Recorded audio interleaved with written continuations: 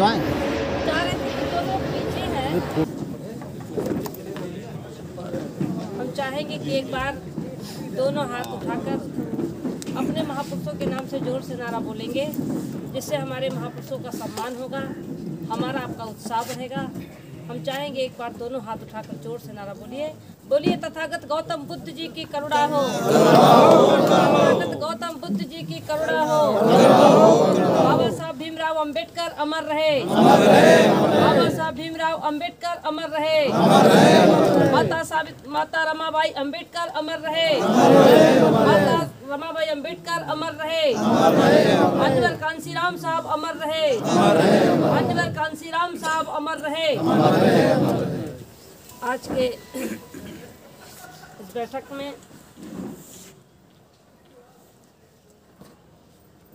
सम्मानित मंच, इस कार्यक्रम में अपना अमूल्य समय निकाल कर यहाँ उपस्थित सभी हमारे पितातृ बुजुर्गों, माताओं, बहनों, भाइयों, आप सबका मैं हार्दिक स्वागत, अभिनंदन, वंदन, आप सबको नमो बुद्धाय सादर जय भीम करती हूँ। साथियों, आज की जो बैठक बुलाई गई है, हमारे गुरु माननीय अछेवेनाथ कनौजिया जी ने ये बैठक आहूत की है। अभी हमारे जज साहब चर्चा किए कि इस बैठक की कोई अध्यक्षता नहीं कर रहा है। सही है, क्योंकि आप जिस पद पर रहे हैं हमेशा आपको कहाँ कमियां हैं, कहाँ गलतियां हैं, आपका बताने का कार्य किया है। लेकिन यहाँ आज की तारीख में ना कोई अध्यक्ष है, ना कोई मुख्य अतिथि है। यहाँ हम सभी लोग एक हमारे अतिथि के रूप में आए। जितने लोग आए हैं, चूँकि मैंने अपने राष्ट्रीय कार्यालय पर मैंने ये बैठक बुलाई है और मैंने ही बुलाया है। तो इस बैठक में जितने लोग हम आए हैं, हमारे निवेदन पर आए हैं, अनुरोध पर आए हैं, इसलिए जितने लोग आज आए हैं सभी हमारे अतिथि हैं। साथियों, बहुत विस्तार से चर्चा हुई है और हमारे गुरु अछेवेनाथ कनौजिया जी ने बहुत विस्तार से विषय को रखा भी है। हमारे तमाम वक्तागण आप सबको विषय से अवगत कराए हैं। मैं भी ज़्यादा समय नहीं लेना चाहती हूँ, क्योंकि आप लोगों को जाना भी है। आप लोगों को एक निवेदन के लिए हमने यहाँ पर बुलाया था कि जब से हमने पार्टी की घोषणा किया, 19 जनवरी को हमने पार्टी की घोषणा किया और फरवरी से ही 19 जनवरी 2020 को हमने पार्टी की घोषणा किया और फरवरी से ही लॉकडाउन शुरू हो गया और ज़बरदस्त पूरे देश भर में लॉकडाउन रहा, जिसके नाते जितना तेज़ी से हमें काम करना चाहिए उतना तेज़ी से हम सब काम नहीं कर पाए। बावजूद इसके जितना भी मुझसे बन पाया है उतना मैंने काम करने का कार्य किया है, समाज को जगाने का काम किया है। साथियों, बहुत विषय पर चर्चा आई कि भारत में लाखों संगठन बना करके लोग काम कर रहे हैं, तमाम पार्टियां बना करके काम कर रहे हैं। कुछ लोगों को ये भी लगता है कि भाई तमाम पार्टी काम कर रही है, राष्ट्रीय पार्टी काम कर रही है, क्षेत्रीय स्तर पर भी पार्टियां काम कर रही हैं, सामाजिक राष्ट्रीय स्तर पर भी सामाजिक कार्य हो रहे हैं, क्षेत्रीय स्तर पर भी सामाजिक कार्य हो रहे हैं और इसके बावजूद भी हमें कोई सफलता नहीं मिल रही है। इस बात को हम भी कहते हैं कि भारत में 1,25,000 संगठन रजिस्टर्ड संगठन है जो बहुजन समाज का है और 25,000 मात्र 25,000 संगठन उनका है जिनका हम सब विरोध करते हैं। 25,000 संगठन बना करके और नीचे से लेकर ऊपर तक आज वो कब्जा कर लिए हैं। कार्यपालिका, न्यायपालिका, विधायिका, उन तीनों पर आज के तारीख में उनका कब्जा है और हम 1,25,000 संगठन बना करके और आज हम उस मुकाम पर नहीं पहुंच पा रहे हैं। उसका कारण है, बहुत सारी साथियों ने बताया है, बहुत लोग अनुभवी हैं और हम तो आप लोगों से सीखा है।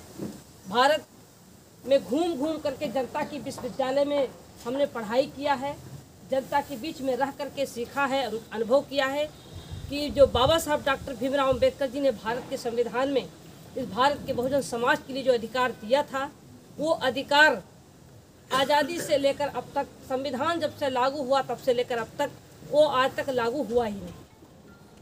और अगर वो लागू हो गया होता तो आज हमको यहाँ मीटिंग बुला करके कहने की ज़रूरत नहीं पड़ती। लेकिन अभी तो लागू हुआ ही नहीं। अब वो संविधान में दिया गया जो कानून है, वो कानून बहुत बारीकी से समाप्त हो रहा है। इस सबको पता है, ये सभी लोग जान रहे हैं। टीवी पर, पेपर में, सोशल मीडिया के माध्यम से, व्हाट्सएप पर, फेसबुक पर जब हमारे लोग देखते हैं तो बहुत चिंतित हैं कि आखिर में भारत के बहुजन समाज का होगा क्या, अगला भविष्य क्या होगा। जो सामाजिक तौर पर काम कर रहे हैं और वास्तव में बड़ी वफादारी, ईमानदारी, लगन और त्याग के साथ जो काम कर रहे हैं, उनका तो ना तो खाना अच्छा लग रहा है और ना तो नींद आ रही है, ना उनको चैन पड़ रहा है। आज वो बेचैन है, चाहते बहुत कुछ है, लेकिन ये भी कहते हैं कि हम किसके नेतृत्व में काम करें, हम क्या करें, हम कैसे आगे बढ़ें, हमारा संविधान कैसे बचे, हम आज़ादी जो हमको मिली थी, आज़ादी हमारी कैसे बचे, ये आज़ादी हमारी छीनी जा रही है, क्या किया जाए। बहुत सारी विषय है और सारे लोग चिंतित हैं। साथियों, मैं बहुत विस्तार से इतिहास में नहीं जाना चाहती हूँ, महापुरुषों के बारे में और बहुत सारी चर्चा आप लोग कर चुके हैं, हमारे जो वक्तागण है पूर्व में आप लोग बता चुके हैं। मैं आप लोगों से बताना चाहती हूँ, इतना ही केवल बताना चाहती हूँ कि आज के तारीख में जो दशा और दिशा भारत के संविधान में दिए गए कानून का है और जो पूरे भारत के बहुजन समाज का है, आप सब लोग देख रहे हैं, आप सभी लोग चिंतित हैं। आप लोग ये भी देख रहे हैं कि भारत में बड़े बड़े आंदोलन हो रहे हैं। तो जिनका समाज जगा है, जिनका समाज जगा है, जिनके पास सब कुछ व्यवस्था है, तो वो तो आंदोलन करके अपनी लड़ाई लड़ रहे हैं, अपनी आज़ादी की लड़ाई लड़ रहे हैं। लेकिन हमारा समाज जगा ही नहीं, हम किसके बल पर आंदोलन करेंगे, हम किसके बल पर आंदोलन करेंगे।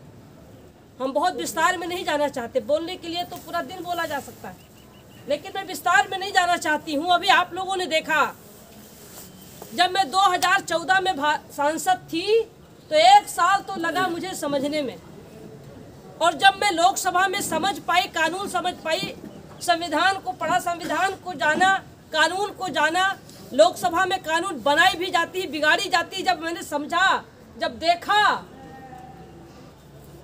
और मैंने लोकसभा में आवाज़ भी उठाया, उस समय जब मैंने आवाज़ उठाया, उस समय तमाम प्रकार का मुझे लालच भी दिया गया, तमाम प्रकार की मुझे धमकी भी दी गई, लेकिन बिना डर का और बिना लालच का हम भारत के संविधान में दिए गए कानून को बचाने के लिए बीजेपी जैसे पार्टी को भी लात मारा और अपना सांसद पद भी त्याग पत्र दे दिया। ये किसी से छिपा नहीं, ये किसी से छिपा नहीं। हमारे साथ के बहुत सारे सांसद लोकसभा में थे और 16वीं लोकसभा में, आज 17वीं लोकसभा चल रही है, इसमें भी है। लेकिन जो संविधान और कानून आज जो खतरे में है, कोई आवाज उठा रहा है, कोई लड़ाई लड़ रहा है? जिनके ऊपर पड़ता है वो अपनी आवाज उठाता है। जब नागरिक बिल आई तो नागरिक बिल के विरोध में भारत का पूरा मुसलमान एकजुट होकर के अपने आज़ादी की लड़ाई लड़ने के लिए वो सड़कों पे उतरा, और वो लोग उतरे जो कभी महिलाएं नकाब उतार करके बाहर नहीं निकलती थी, कभी बाहर नहीं जाती थी, कभी आंदोलन कार्यक्रम में नहीं जाती थी। जब उनको लगा कि हमारे ऊपर गंभीर धाराओं में मुकदमा दर्ज करके जेल भेजा जा रहा है, सीधे गोलियां चलाई जा रही है, हमको संवैधानिक अधिकार से हटाने के लिए हमको रोका जा रहा है, हम अपनी आज़ादी की लड़ाई नहीं लड़ सकते, उस समय उन्हीं भारत के मुस्लिम समाज के लोगों ने अपनी माँ बहनों को, अपनी पत्नियों को घर से निकाला और इतनी ठंड में रोडों पर बैठ करके उन्होंने अपनी आज़ादी की लड़ाई लड़ी, चाहे वो लखनऊ हो, चाहे वो दिल्ली। आप सब लोगों ने देखा, लाखों की संख्या में लोग इकट्ठा होकर के लोगों ने आंदोलन किया और पूरे भारत में आगजनी हो गई, पूरे भारत में हाहाकार मच गया। इसको देखते हुए विदेश के लोगों ने भी जब भारत पर अंकुश लगाने के लिए जब सोचा, तो हमारे लोगों को जुबान बंद करा दी गई। कोरोना महामारी बीमारी का डर दिखा करके मुंह पर चावा लगा दिया गया, सारे लोग चुप हो गए, आंदोलन खत्म हो गया। और जब आंदोलन खत्म हो गया तो उसी कोरोना महामारी बीमारी में पिछड़ी जातियों के आरक्षण को सुप्रीम कोर्ट का सहारा लेकर के, और ये कहा गया सुप्रीम कोर्ट द्वारा कि पिछड़ी जातियों के आरक्षण का कोई मौलिक अधिकार है ही नहीं, वो भी अधिकार खत्म कर दिया गया। कोई नहीं बोला, पूरे भारत में आंदोलन नहीं हुआ, चुप हो गए लोग। और आज भारत के किसान आज आंदोलित हैं, महीनों दिन से आज सड़कों पर है, आंदोलित है। सरकार ने वार्ता भी किया, एक नहीं 11-12 बार वार्ता किया, बराबर वार्ता किया, और इसके बावजूद भी अपनी बात को मनाने के लिए लगातार जिद पे अड़ी रही। लेकिन लोग अपनी आज़ादी की लड़ाई लड़ते रहे, लोग अपनी आज़ादी की लड़ाई लड़ने के लिए आज भी सड़कों पर हैं, आज भी वो सड़कों पर हैं। और जब आज़ादी की लड़ाई लड़ रहे हैं तो पानी काट दिया गया, बिजली काट दी गई, नेटवर्क बंद कर दिया गया, गंभीर धारा में मुकदमा दर्ज करके जेल भेजने की साजिश की गई। सारा कुछ करने के बावजूद आज अपनी आज़ादी की लड़ाई आज किसान वो सड़कों पर आंदोलन कर रहे हैं। और हमारी आज़ादी हम कैसे लड़ेंगे, हम कैसे लड़ेंगे? ये कहा जा रहा है कि अब मुख्यमंत्री नहीं बन सकती, वो कह रहे हैं कि अब सांसद नहीं बन सकते, ये कह रहे हैं कि कहाँ जहाँ राष्ट्रीय पार्टी कुछ नहीं कर पा रही है वहाँ पर ये क्या कर सकती है, ये कल की आई है ये क्या कर सकती है, इनकी क्या बस की बात है, छोटी सी है, देखने में लगता है इनके पास कुछ है भी नहीं, ये क्या कर सकती है। एक लोगों में एक भ्रम है, एक लोगों में एक सोच है, उनको ये लगता है कि इस समय बीजेपी बहुत बड़ी पार्टी है, कांग्रेस बहुत बड़ी पार्टी है, समाजवादी पार्टी से टिकट मिल जात तो हम तुरंत विधायक सांसद बन जाते, बसपा से टिकट मिल जात तो पार्टी बहुत पुरानी है, तुरंत हम विधायक सांसद बन जाते। लेकिन साथियों, आज के तारीख में सांसद विधायक बनना तो आसान है, सांसद विधायक टिकट लेकर के जीत सकते हो, विधायक बन सकते हो, तो सांसद भी तो आज है, विधायक भी तो आज है। ऐसा तो है नहीं कि आप बन जाओगे वो अव्यवस्था नहीं खत्म हो गई है, आज भी तो हैं, सांसद भी हैं, विधायक भी हैं, हमारे समाज के लोग भी हैं, आरक्षण से भी हैं, सपा से भी हैं, बसपा से भी हैं, हर दल से भी लोग तो हैं, सांसद विधायक तो सब हैं। आप सोच रहे हो कि हम बन जाएंगे तो हम तीर मार लेंगे, लेकिन साथियों अभी एक बात आई थी कि सांसद बनना, विधायक बनना कोई आसान नहीं है। जब तक समाज के प्रति, भारत के बहुजन समाज के प्रति महापुरुष तथागत गौतम बुद्ध, बाबा साहब, कांशीराम जैसे सोच वाला आदमी जब तक लोकसभा विधानसभा में पहुंच करके नेतृत्व नहीं करेगा तब तक आप ना अधिकार बचा सकते हो, ना संविधान बचा सकते हो, ना आप अपनी आज़ादी पा सकते, नहीं पा सकते। और साथियों मैं आपको बता दूं, मुझे सांसद और विधायक बनने का कोई लालच नहीं है कि मैं सांसद विधायक बनने के लिए बहुत ललायित हूँ, मैं तो बन चुकी हूँ।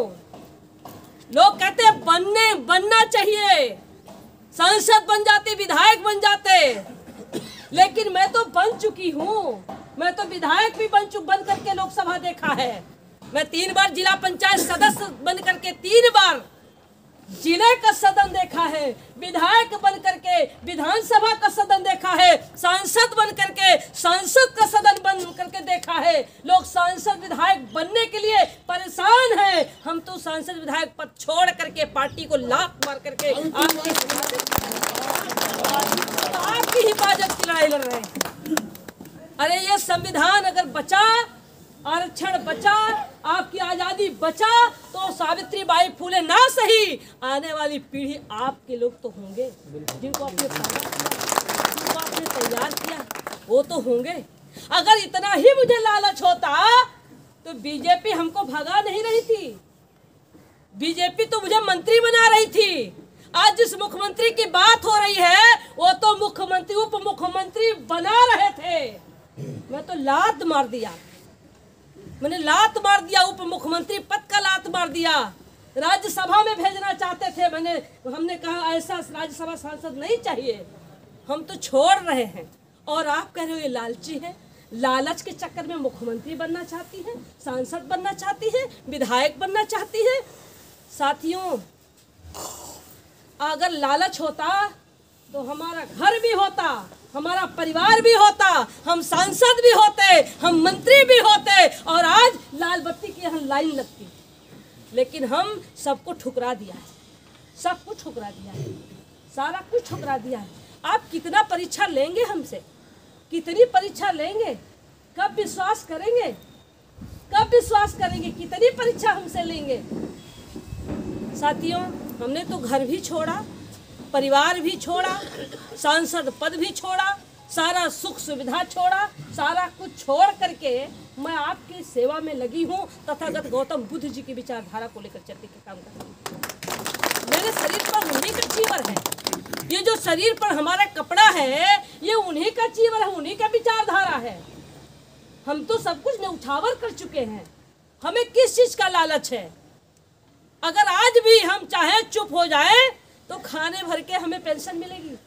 50-55 हज़ार रुपये पेंशन मिलती है हमको, 50-55 हज़ार रुपये पेंशन मिलेगी। जीवन भर तक के लिए दवा की व्यवस्था है और ट्रेन की व्यवस्था है, बहुत सारी अभी सुविधाएं। हम चुपचाप बैक होकर बैठे घर पर।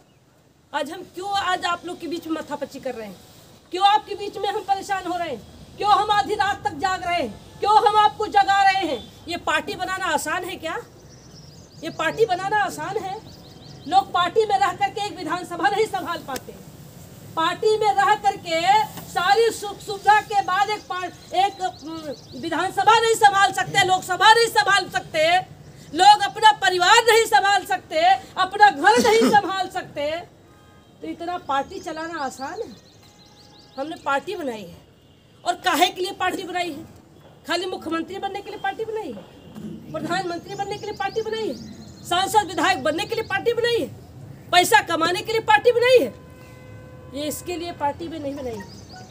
पार्टी अगर मैंने बनाया है तो जो इस विचारधारा को लेकर आपने चलने का काम किया था, तथागत गौतम बुद्ध जी की फोटो लगाते हैं, आप बाबा साहब की फोटो लगाते हैं, आप कांसीराम साहब की फोटो लगाते हैं, इनका विचार आप लोग अपने सीने पे हाथ रख करके ईमानदारी से बताइए कि किस मंच पर इनके इन महापुरुषों के आप बात करोगे। आप बताइए किस मंच पर करोगे? कौन सा मंच आपके पास है? किस मंच से आप बात करेंगे? और अगर आपके पास कोई मंच नहीं है तो हम बहुत समाज को जगा दें, बहुत समाज को जगा दें, और समाज को जगा करके हम किस खूंटा में उनको बांधे, कहाँ हम बटोर करके इकट्ठा करें? सपा के पक्ष में, बसपा के पक्ष में, किस कांग्रेस के पक्ष में, कौने के खूंटा में बांधिए आप लोग बताओ। सामाजिक संगठन हम खूब चलावे, खूब हम समाज को जगाए, रातों दिन जगावे और समाज जाग जाए। और जागने के बाद इनके विचारधारा वाला व्यक्ति वहां पर होगा, तब तो आप इनकी जिंदाबाद बोलोगे। और जब इनकी विचारधारा वाला व्यक्ति नहीं होगा तो आप किसकी जिंदाबाद बोलोगे? आप ही लोग बताएं। मुझे इतना आसान नहीं है साथियों। पाँव में चप्पल नहीं था, हमारे पाँव में चप्पल नहीं हुआ करता था, खाने की व्यवस्था नहीं हुआ करती थी। यही लखनऊ में आते थे, रहने की व्यवस्था नहीं आती, सुबह आते थे शाम को चले जाते थे, कुछ भी व्यवस्था नहीं था। कितना मेहनत करने के बाद आज जो आपको दिख रहा है, आज जो आप लोग सोच रहे हो ये पार्टी को चलाना, मुख्यमंत्री बनना, वो भैया भी बता रहा था कि इतना आसान नहीं है, इतना आसान नहीं है साथियों। बिल्कुल कहता है आसान नहीं है, लेकिन आसान करने के लिए आपको मेहनत करनी पड़ेगी, आपको श्रम करना पड़ेगा, मेहनत करनी पड़ेगी, ताकत झोंकना पड़ेगा, लड़ना पड़ेगा, संघर्ष करना पड़ेगा।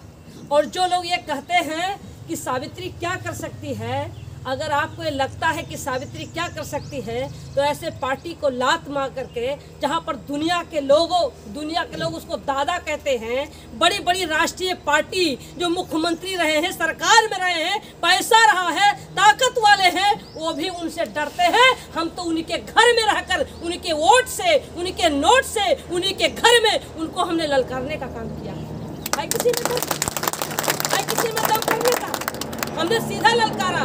केंद्र में भी सरकार थी, प्रदेश में भी सरकार थी, दोनों सरकार के रहने के बावजूद भी जो हमने लड़ाई लड़ी है, चाहे वो लोकसभा का सदन रहा हो और चाहे आपका लखनऊ की राजधानी हो। मैं सांसद बहराइच की थी, लेकिन आपके लखनऊ में मैंने लाखों की संख्या में रैली करके उनको मैंने ललकारने का काम किया। ये किसकी बदौलत? ये आप सबकी बदौलत, आप सबकी बदौलत, आपकी हिम्मत की बदौलत। आप लोगों ने मुझे साथ दिया है, हमारा सहयोग किया है, आपकी बदौलत हमारी भी हिम्मत बढ़ी है। और अगर आप चाहो तो ये लड़ाई लड़ी जाए, अगर चाहो कि लड़ाई आप आज़ादी नहीं चाहते हो तो चुपचाप अगर बैठ जाएंगे तो हम ही नहीं, हमारा पूरा समाज गुलाम हो जाएगा। कोई निकले तो 25 साल लगा हमको तैयार होने में। हमारे गुरु अछेबनाथ कनौजिया जी ने 25 साल लगा हमको तैयार करने में। जब 25 साल लगा हमको तैयार करने में, तब मेरे जैसे एक सावित्रीबाई फूले निकाल करके आपके बीच में ला पाएंगे। और निकाल के दिखाओ। है त्याग, घर छोड़ सकता है, परिवार छोड़ सकता है त्याग लोगों में। बहुत भारत में काम करने वाले मंच पर तो बहुत लोग भाषण देते होंगे, लाखों लोग भाषण देते होंगे, लेकिन जो मैंने करके दिखाया है, जो मैं कर रही हूँ, है किसी में क्षमता? है क्षमता? और साथियों, अगर आपको लगे कि हम सही काम कर रहे हैं, सही रास्ते पर चल रहे हैं, तो हमारा साथ दे दो। और अगर आपको लग रहा है कि हम धोखा कर रहे हैं, तो कतई साथ न देना, कतई साथ न देना। हम धोखा करने के लिए चीवर नहीं पहना है, हम धोखा करने के लिए हमने त्याग पत्र नहीं दिया है, हम धोखा समाज को करने के लिए हमने ऐसे पार्टी को ललकारने का काम नहीं किया। हमने धोखा करने के लिए नहीं, आपकी आज़ादी की लड़ाई लड़ने के लिए अगर ज़रूरत पड़ी तो फांसी के फंदे पर झूलना पड़ेगा, तो वहाँ भी मैं तैयार हूँ। मैं वहाँ मेरे लिए सांसद, विधायक और मुख्यमंत्री माने नहीं, हमारे लिए भारत का संविधान और हमारे महापुरुष की विचारधारा जिंदा रहना जरूरी है। इसके लिए हम काम कर रहे हैं, इसके लिए हम आपका सहयोग मांग रहे हैं, इसके लिए आपका साथ मांग रहे हैं। और साथियों, अगर नहीं चाहते हो अपनी आज़ादी तो चुप हो जाओ। 2022 और 2024 के बाद आप इस तरीके से मीटिंग भी नहीं कर पाओगे। आज नोट करके चल जाओ, इस बार 2022 के बाद नहीं कर पाओगे। 2022 और 2024 तक आपको आपका संविधान सुरक्षित है, आप आज़ादी से लड़ाई लड़ लो। और 2024 के बाद जिस दिन संविधान खत्म हुआ, मनुस्मृति लागू हुई, उस दिन ये आज़ादी आपकी छीन जाएगी। आप बोल नहीं सकते हो, जिस दिन बोलोगे तो आज गोलियां चलाई जा रही है। जब संविधान आपका है, जिस दिन संविधान खत्म हो जाएगा, उस दिन गोलियों से भून दिए जाओगे, कोई आवाज उठाने वाला हो। साथियों, मेरे लिए ना सही, सावित्रीबाई फूले के लिए ना सही, अगर चाहते हो अपनी आज़ादी तो अपने आने वाली पीढ़ी के लिए और अपनी हिफाजत के लिए आप लोग तैयार होइए। हम लड़ने के लिए तैयार हैं, आपका साथ देने के लिए तैयार हैं। आपका सहयोग कितना परीक्षा लोगे।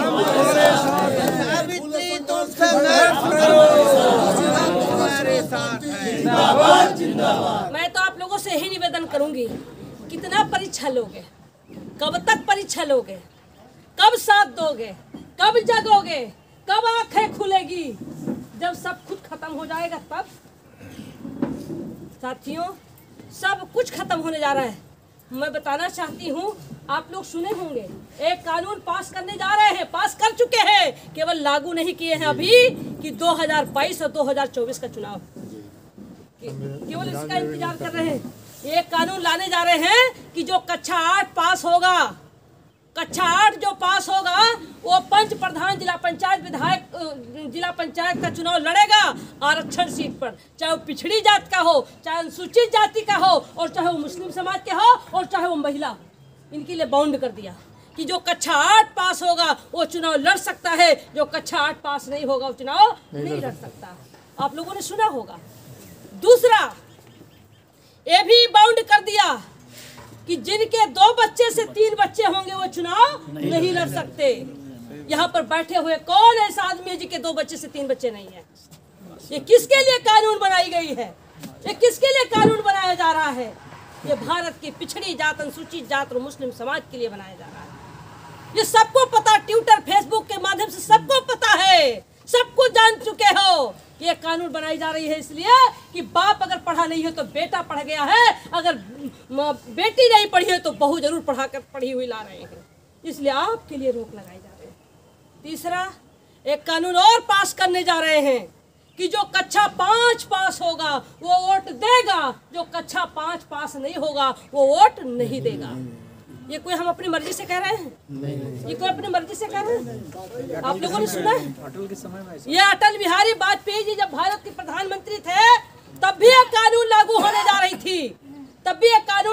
जा रही थी, और जब इस बात को पता चला माननीय कांसीराम साहब को कि कक्षा जो 5 पास होंगे वोट देंगे, जो कक्षा 5 पास नहीं होंगे वोट नहीं देंगे, जब माननीय कांसीराम साहब को पता चला था तो कांसीराम साहब ने लोकसभा में सांसदों को इकट्ठा करने का काम किया था और एक वोट से अटल बिहारी वाजपेयी की सरकार उन्होंने गिराने का काम किया। ये उसी समय हो गया, लेकिन माननीय कांसीराम साहब ने दिमाग से काम किया और उनकी सरकार गिरा दी, वरना हमारे जो अनुसूचित जात, पिछड़ी जात, जनजात समाज, मुस्लिम समाज के और महिलाएं जो शिक्षित नहीं थी, ये उसी समय ये वोट के अधिकारी से प्रतिबंधित कर दिए होते, ये कानून बनाने जा रहे थे। साथियों, यही नहीं, आप लोगों ने सुना होगा कि जो पट्टे जो लोगों को अधिकारी कर्मचारियों के लिए नौकरी थी, और सारा विभाग प्राइवेट हो गया, शिक्षा विभाग प्राइवेट हो गया, स्वास्थ्य विभाग प्राइवेट हो गया, बिजली विभाग प्राइवेट हो गया, रेल विभाग प्राइवेट हो गया, पूरे भारत का जितने विभाग है सब प्राइवेट हो गया। और प्राइवेट में आरक्षण की व्यवस्था नहीं किया, सब प्राइवेट में हमारे लोगों को नौकरी आज के तारीख में वो नहीं दे रहे हैं। 1-1 लाख, 1.5 लाख, 2-2 लाख और लेकर के वो ज्वाइन करा रहे हैं, उसका वेतन 8,000 रुपये है। 8,000 रुपये में क्या अपने बच्चों को पढ़ा पाओगे? क्या अच्छा घर बना पाओगे? क्या अच्छी बेटी शादी कर पाओगे? क्या आपने जो सपना देखा अपनी कमाई का, जो आधे पैसे का अपने बच्चों को पढ़ाने में लगाया कि मेरा बेटा डॉक्टर बनेगा, IAS बनेगा, जज बनेगा, सिपाही बनेगा, दरोगा बनेगा, सिपाही इंजीनियर बनेगा, क्या बन पाएगा? अब खत्म हो गया आपके आंखों के सामने, सब खत्म हो गया, सब प्राइवेट कर दिया गया। साथियों, यही नहीं, बिजली विभाग प्राइवेट कर दिया गया, बिजली विभाग प्राइवेट कर दिया गया।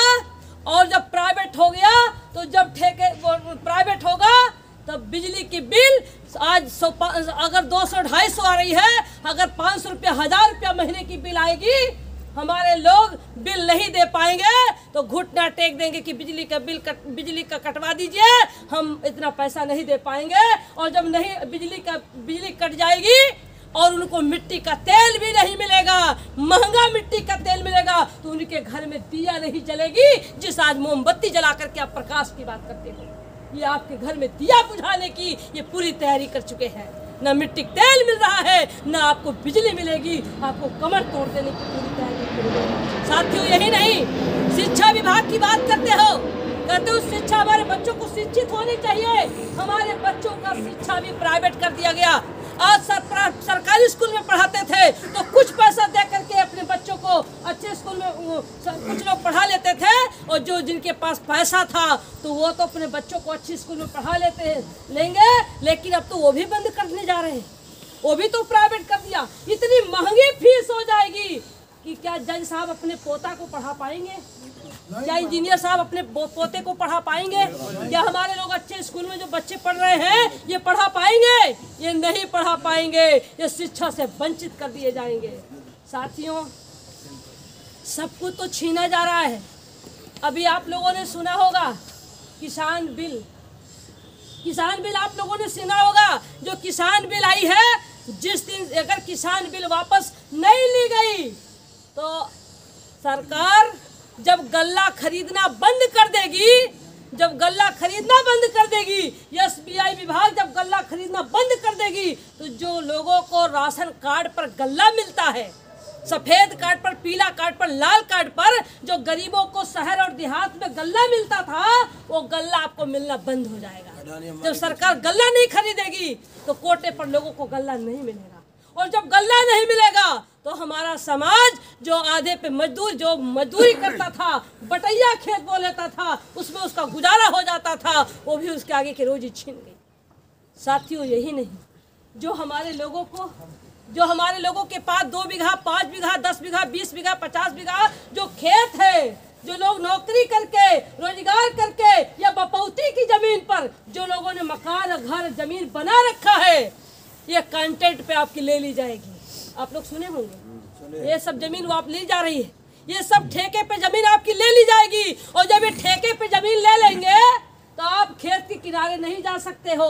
100 बीघा का 500 बीघा का प्लाट बना करके वो जमींदार बनाएंगे, वो पुनः जमींदारी प्रथा फिर लाने जा रहे हैं, वो जमींदारी प्रथा पुनः लाने जा रहे हैं। और 100 बीघा का 500 बीघा का प्लाट बना करके एक को जमींदार बनाएंगे और वही जमींदार कहेंगे खेत वालों चलो मजदूरी खेत में करो, और मजदूरी भी आपसे कराएंगे, खेत आपका मजदूरी आप करोगे। और इसके बाद जब आप पैसा मांगोगे तो आपको मार पड़ेगी, पैसा भी आपको नहीं मिलेगा, लोग भूख से मरेंगे, तड़पेंगे। साथियों, ये कानून है बिजली का बिल, इसी आज़ादी की लड़ाई लड़ रहे हैं। ये हमारे गरीबों को पता नहीं है, ये हमारे गरीबों को पता नहीं है।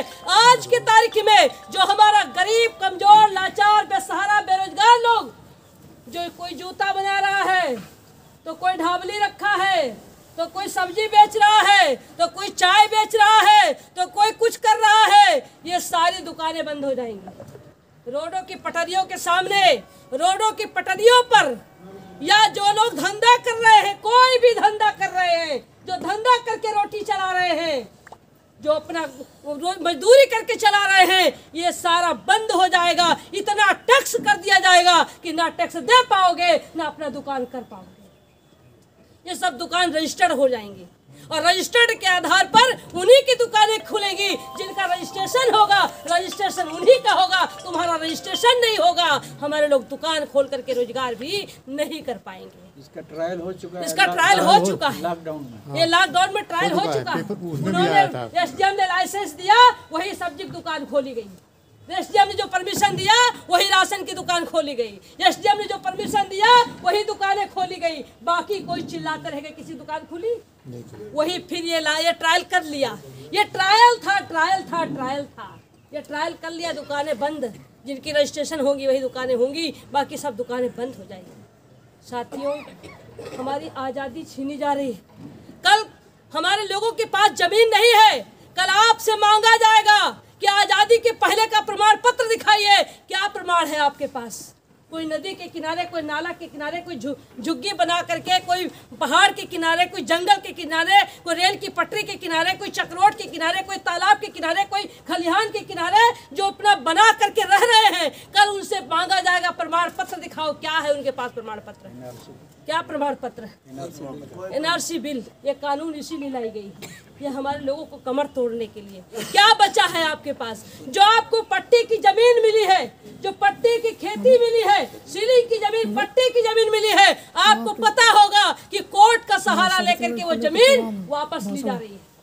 वो कोर्ट की सहारा लेकर के वो जमीन वापस ली जा रही है। सोनभद्र में हुआ है, सैकड़ों लोगों के नाम से, गरीबों के नाम से पट्टी की जमीन दी गई थी, लोग अपना खेती बो रहे थे, कोर्ट का सहारा लेकर के जमीन खारिज करा दिया गया। जब लोगों ने इसकी आवाज उठाया कि हमारी खेती हमको दीजिए, हमारे बच्चे क्या खाएंगे, गोलियां चला दी गई और सारी खेती को वापस ले ली गई। वो बेचारे आज भी भुखमरी के कगार पर हैं।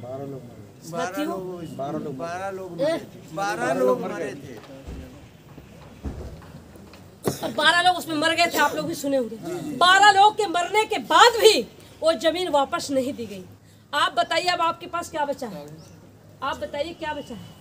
कुछ बचा है?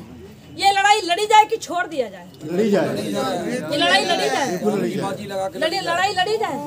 अगर लड़ाई लड़ी जाए तो कैसे लड़ी जाएगी? आज दबे मन से, डरे मन से, भयभीत मन से, स्वार्थ मंच से आप काम करोगे तो ये लड़ाई जीती जा सकती है? ये जीती जा सकती है?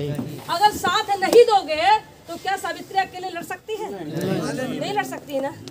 और अगर आप अकेले लड़ो तो क्या आप अकेले जीत सकते हो? नहीं जीत सकते हो। तो मैं आप लोगों से ये निवेदन करूंगी कि ये लड़ाई अगर लड़ना है तो आपको हिम्मत देना पड़ेगा, आपको ताकत देना पड़ेगा। हम आपसे क्या मांग रहे हैं? आपका साथ ही मांग रहे हैं। हमारे तो कोई परिवार नहीं, हमने तो सब कुछ छोड़ दिया, सब कुछ न्यौछावर कर दिया। लड़ाई जो भी लड़ेंगे हम, वो हम आपकी हिफाजत के लिए तो लड़ेंगे। सब जो भी कुछ हम संघर्ष करेंगे तो आपकी हिफाजत के लिए करेंगे। तो साथियों मेरे लिए ना सही, आप अपने लिए जागो, अपने लिए संघर्ष करो, अपने लिए लड़ो। आप तमाम सामाजिक संगठन, तमाम सामाजिक राजनीतिक दलों में आप काम करोगे, लेकिन जितने दल हैं आप देख रहे हो कि चाहे वो एनआरसी बिल हो, चाहे वो किसान बिल हो, चाहे वो धारा 370 हो, चाहे वो पिछड़ी जातियों का आरक्षण हो, चाहे अनुसूचित जाति का अधिकार हो, सब कानून खत्म हो रहे हैं। कोई राजनीतिक दल आवाज उठा रहा है? कोई आंदोलन कर रहा है? किसके डर में? कि हम जेल न चले जाएं, हमारे खिलाफ सीबीआई न बैठ जाए, हमारे खिलाफ जांच न हो जाए। तो वो तो समझौता कर रहे हैं, वो तो अंदर से समझौता कर रहे हैं। इस बात को मानते हो कि नहीं मानते हो आप लोग? तो अपनी संपत्ति को बचाने के लिए, अपने जेल जाने से डरने के लिए डर रहे हो, आंदोलन नहीं कर रहे हो। हम नेता को बचाएं, नेता अपने को बचे। हम नेता को बचाएं और नेता अपने को बचे। आप बताइए आपको कौन बचाएगा? मैं आप लोगों से जानना चाहती हूँ, आपको कौन बचाएगा? किस मंच से आपकी आवाज उठाई जाए? अगर हम ये लड़ाई लड़ते हैं तो कहेंगे चुप रहिए, नहीं तो सीबीआई जांच हो जाएगी, हम आपको अपने पार्टी में नहीं रखेंगे। हमारे मंच पर यह भाषण नहीं होगा। हमें सभी जाति का वोट चाहिए, हमें मुख्यमंत्री बनना, हमें सरकार बनाना है। कहते हैं आप नहीं बोल सकते। आप बताइए हम किस मंच से इस महान पुरुषों की बात करेंगे? हम किस मंच से आपकी आजादी की लड़ाई लड़ेंगे? वो तो भयभीत हैं, डरे हैं, वो आपका न साथ देंगे, न वो लड़ने देंगे, न वो मंच देंगे। किस मंच से अपनी बात करोगे? स्वयं मंच अपना बनाना साथियों, मैं आप लोगों से यही निवेदन करना चाहती हूँ, आप लोग मुझे जितना परखना चाहो परखो, खूब परखो। मैं तो निकल पड़ी हूँ। गौतम बुद्ध जी को लोगों ने बहुत दिनों तक परखा, लेकिन जब परख पाए तभी इन बेईमानों ने तथागत गौतम बुद्ध जी को रास्ते से हटा दिया। तथागत गौतम बुद्ध जी बिके थे क्या? तथागत गौतम जी डरे थे क्या? तथागत गौतम बुद्ध जी उनके बहकाने में आए थे क्या? नहीं आए थे, तभी तो इनको रास्ते से हटा दिया गया। अगर ये मरने से भी डरे होते तो क्या आज इनकी प्रतिमा लगा के हम इनकी बात करते? बाबा साहब डरे क्या? बाबा साहब अपने बच्चों को न्यौछावर कर दिया, अपनी पत्नी को न्यौछावर कर दिया, अपना जीवन भर संघर्ष करते रहे, समाज ने साथ नहीं दिया। लेकिन जब बाबा साहब को पूरा भारत का बहुजन जान पाया, समझ गया, पूरा भारत का बहुजन वो तैयार हो गया कि बाबा साहब संघर्ष करो, हम तुम्हारे साथ में हैं। जैसे बाबा साहब ने कहा कि मैं 10 साल अगर जिंदा रह गया तो पूरा भारत को मैं बुद्ध में भारत बना दूंगा, साजिश के तहत दो बाबा साहब को रास्ते से हटा दिया, उनको रास्ता से हटा दिया गया। लेकिन बाबा साहब डरे नहीं, बिके नहीं और बहकाने में नहीं आए। बाबा साहब अपने बच्चों को न्यौछावर करना पसंद किया, अपने को न्यौछावर करना पसंद किया, लेकिन आपके साथ गद्दारी नहीं किया। वही कांसीराम साहब ने किया। कांसीराम साहब जब तक जिंदा रहे, सूखी रोटी खा करके 42,000 किलोमीटर साइकिल चला करके समाज को जगाने का काम किया। रूखा सूखा खाया, लोगों ने दरवाजा बंद कर लेते थे, लोग सहयोग नहीं करते थे, उनकी बात भी सुनने को तैयार नहीं होते थे। लेकिन जिन लोगों ने माननीय कांसीराम साहब की बात को नहीं माना, आज रो रहे हैं कि कांसीराम साहब अगर मुख्यमंत्री और प्रधानमंत्री अगर बन गए होते, अगर प्रधानमंत्री बन गए होते तो हमारा समाज आजाद हो गया होता। आज जो नौकरी में, चाहे वो सिपाही हो, चाहे वो दरोगा हो, चाहे एसडीएम हो, चाहे सीओ हो, चाहे इंजीनियर हो, चाहे डॉक्टर हो, चाहे वो जज क्यों ना हो, आज भी भयभीत होकर नौकरी कर रहे हैं और कहते हैं कि इससे अच्छा हमको त्याग पत्र देना, हम नौकरी रिजाइन कर देंगे। लेकिन नौकरी नहीं कर पाएंगे, उनको किसी का ब्रेन हेमरेज हो रहा है, किसी का हार्ट अटैक हो रहा है, लोग नौकरी नहीं कर पा रहे हैं। साथियों, ये क्या मैं झूठ बोल रही हूँ? अगर ये कांसीराम साहब जिंदा होते और माननीय कांसीराम साहब ने कहा था कि अगर मैं 10 साल जिंदा रह गया तो 10 साल में हम देश के कुर्सी पर प्रधानमंत्री बनकर संविधान को हम लागू करा देंगे। माननीय कांसीराम साहब न मुख्यमंत्री बने न प्रधानमंत्री बने, लेकिन कांसीराम साहब अगर जिंदा होते तो प्रधानमंत्री भी होते, अगर नहीं हो पाते तो बिना उनके मर्जी का सरकार नहीं बनती, और जब उनके मर्जी की सरकार बनती तो संविधान भी लागू हो गया होता। लेकिन कांसीराम साहब की बात को लोगों ने नहीं माना, और आखिरकार में जब साजिश देख लिया, बीजेपी के लोगों ने साजिश, जब उस समय देखा कांग्रेसियों ने, आरएसएस के लोगों ने, तो मान्यवर कांसीराम साहब को साजिश के तहत उनको भी रास्ते से हटा दिया। अगर उस समय कांसीराम साहब की बात को भी लोगों ने नहीं माना, लेकिन आज अगर आप लोगों ने नहीं माना, लोगों ने नहीं समझा, लोगों ने नहीं परखा, लोगों ने नहीं तौला, लोगों ने साथ नहीं दिया, तो 2022 और 2024 के बाद आप अपने घर पर बैठ करके रोओगे और कहोगे कि सब कुछ छिन गया, अब हमारा रहनुमा कोई नहीं है, अब क्या करेंगे। सावित्री बाई फूले अपने स्वार्थ की लड़ाई नहीं लड़ रही, मैं अपने स्वार्थ के लिए आपका सहयोग नहीं मान। जिस दिन आपको लगेगा कि सावित्री स्वार्थ की लड़ाई लड़ रही है, आप मेरा साथ छोड़ देना, ये मैं डंकी की चोट पर कह रही हूँ। मुझे कोई स्वार्थ नहीं,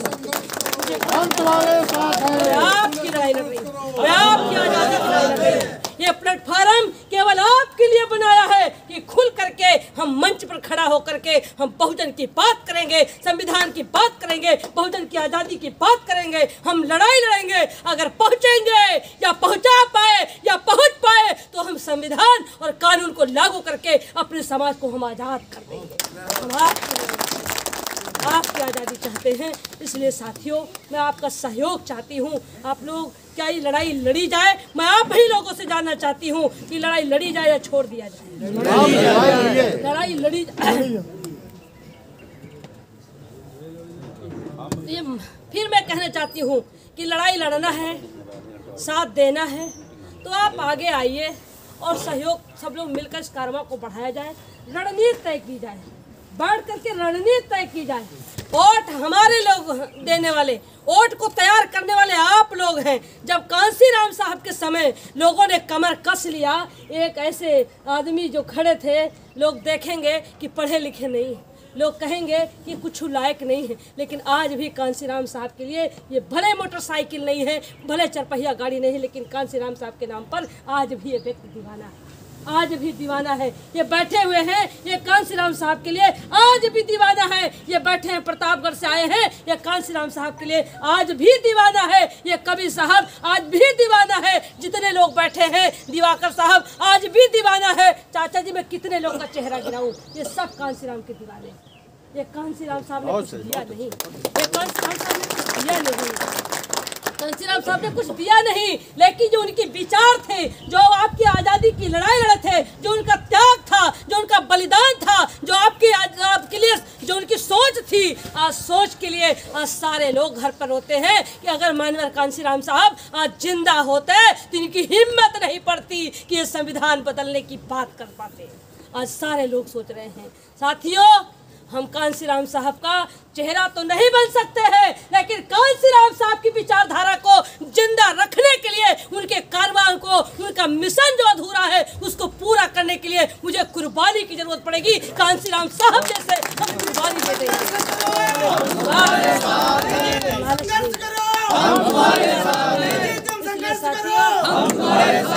आप लोगों से मैं सहयोग चाहती हूँ, मैं आप लोगों से मैं आंचल फैला के आप सबका सहयोग चाहती हूँ।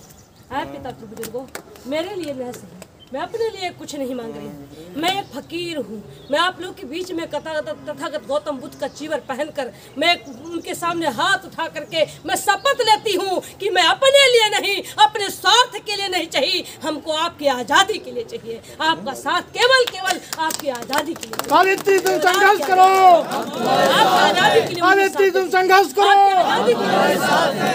इसलिए मैं आप लोगों से अपील करती हूँ, कहीं भी किसी भी प्रकार का, इतने दिनों से आप लोग आते हो, मेरे बारे में सोचते हो, समझते हो, जानते हो, सब कुछ आपने देखा है, अपने आंखों के सामने सब कुछ देखा है। कितनी परीक्षा लोगे, कब तक परीक्षा लोगे?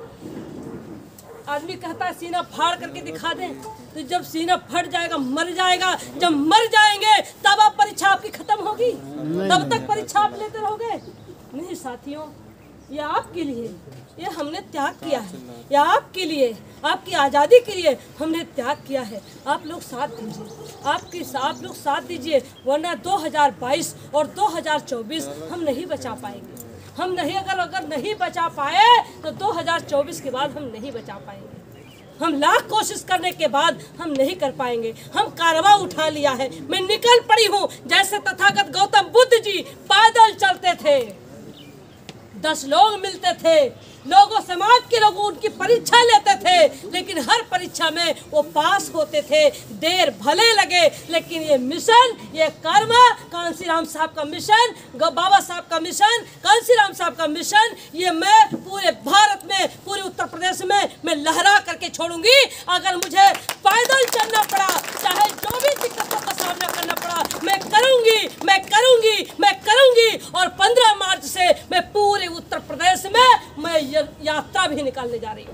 तो पूरा 15 तारीख से मैं यात्रा की शुरुआत करने जा रही हूँ। मैं जाऊंगी, मैं पूरे उत्तर प्रदेश के गली गलियारों में घूमूंगी। मैं पूरे उत्तर प्रदेश की जनता से मैं हाथ जोड़कर निवेदन करूंगी, मैं जाऊंगी, चाहे मुझे भूखे रहना पड़े, चाहे मुझे प्यासे रहना पड़े, चाहे मुझे जिस स्थितियों का सामना करना पड़े। 15 तारीख के बाद आपको देखने को मिलेगा कि उत्तर प्रदेश में सावित्री क्या करने जा रही है। मैं कल मैं कहाँ थी, आज मैं कहाँ हूँ, आज मैं सब कहूँ पहुँच करके हम पूरे भारत की जनता को क्यों नहीं जगा सकते हैं। अगर हम बहराइच से चल करके लखनऊ को जगा सकते हैं, लखनऊ को से चल करके पूरे उत्तर प्रदेश को हम क्यों नहीं जगा सकते। साल भर हमारे लिए बहुत, साल भर बहुत। मैं ऐसी परिस्थिति पैदा करूंगी, मैं ऐसी स्थिति पैदा करूंगी कि जितने बहुजन समाज के लोग, जितने बहुजन समाज के संगठन, राजनीतिक चलाने वाले लोग हैं, एक दिन मजबूर होना पड़ेगा कि आओ सब लोग मिल बैठ करके और बीजेपी को हटाओ, और नहीं तय करेंगे तो वही दिन लाएंगे जैसे दिल्ली में केजरीवाल लेकर के आया है। वो दिन पैदा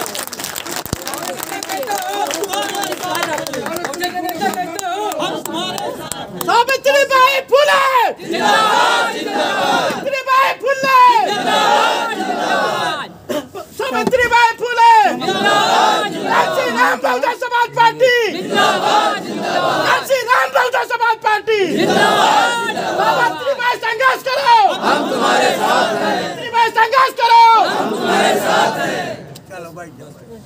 इसलिए मैं आप लोगों से यही निवेदन करूंगी कि 2022 में इस बीजेपी को रोकने के लिए हम सभी, आप सभी लोगों से मैं आज जो बैठक बुलाई है, ये बैठक में बहुत महत्वपूर्ण लोग आए। आज की जो बैठक है, मैं नाम गिना सकती हूँ, खड़े हो सकते हैं। देवरिया, गोरखपुर, मऊ, प्रतापगढ़, बलिया और बस्ती, आपका हरदोई, आपका सीतापुर, आपका बहराइच, आपका लखनऊ, चारों तरफ से मैंने बुलाया। हाँ, आजमगढ़, बनारस, सारे लोग आए हैं। संत कबीर नगर भी आए हैं, गोंडा, सारे लोग आए हैं, क्योंकि 72 जिले हैं, अमेठी, ये सारे लोग आए हुए हैं। ये सारे जिम्मेदार, ये जिम्मेदारी से काम भी कर रहे हैं, ये जिम्मेदारी से काम भी कर, जिम्मेदारी के साथ लगे हैं। ऐसा नहीं है। सीतापुर मैं देख रही हूँ, गोंडा, सभी जिला में देख रही हूँ, बहराइच, संत कबीर नगर, ये आप हमारे गोरखपुर मंडल के हमारे मंडल अध्यक्ष हैं, आप दिवाकर साहब जी, श्रावस्ती से भी हैं, मऊ से भी हैं, मिर्जापुर से हैं, बहराइच से चाचा जी जरवल से हैं, गोरखपुर से हैं, चारों तरफ से लोग आए। आपके लखनऊ से भी हैं, हरदोई से भी हैं, शाहजहांपुर से सभी लोग तो आए। सबका चेहरा सब मैं देख रही हूँ, मैंने बुलाया है। और इधर क्षेत्र का मैं आज यहाँ बनारस भी आए, बनारस कहाँ गया भैया, बनारस से भी है, सभी लोग इस क्षेत्र से आए हैं, बहराइच से सब लोग बैठे हैं। और इस इलाके की बैठक आज मैं कर रही हूँ। और आज 7 तारीख है, 14 तारीख को, आज 7 है, 14 तारीख को, इसी 14 फरवरी को अलीगढ़ में पश्चिम के जितने जिले हैं मैं वहाँ अलीगढ़ में कर रही हूँ। अलीगढ़ जिले की बैठक मैं वहाँ कर रही हूँ, क्योंकि इस समय ट्रेनें भी नहीं चल रही हैं और दिक्कतें भी हो रही हैं। इसलिए इस क्षेत्र का पूरे इलाके की बैठक यहाँ बुलाया हूँ। और पश्चिम जो जिले हैं उस जिले की बैठक हमने अलीगढ़ में बुलाया है। वहाँ निमेश जी काम कर रहे हैं, पूरे पश्चिमी क्षेत्र की जिम्मेदारी हमने उनको सौंपी है, वो वहाँ काम देख रहे हैं। अली हसन भी है। अली हसन जी हैं, वो भी अली हसन जी बुलंदशहर के हैं। पिछली बार आए थे बैठक में, आप लोग सुने होंगे। वो इसीलिए बैठक में नहीं आए हैं कि बहराइच की बैठक उधर की जिम्मेदारी उधर की है। अगर हमारी बैठक फीकी हुई तो सांसद जी को उनको लगेगा कि जो हम कह रहे हैं वो काम नहीं कर रहे हैं। इसलिए अलीगढ़ की बैठक मैंने अलीगढ़ उधर का पूरा पश्चिमी क्षेत्र का मैंने अलीगढ़ में बैठक बुला लिया है। तो 7 तारीख को मैं वहाँ जा रही हूँ और 14 तारीख को मैं वहाँ जा रही हूँ और 15 मार्च को